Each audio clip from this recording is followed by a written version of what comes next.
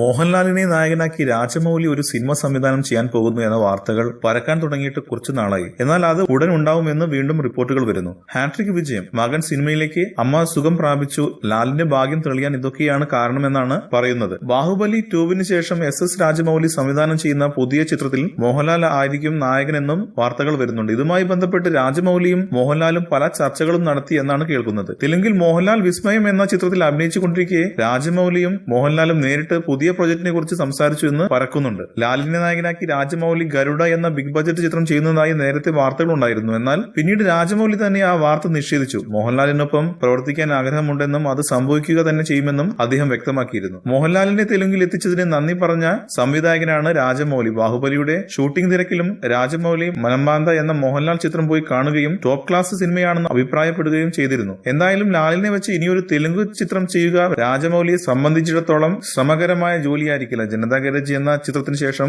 മോഹൻലാൽ ഇനി എപ്പോൾ തെലുങ്കിലേക്ക് വരും എന്ന് നോക്കിയിരിക്കുകയാണ് തെലുങ്ക് സിനിമാ പ്രേമികൾ.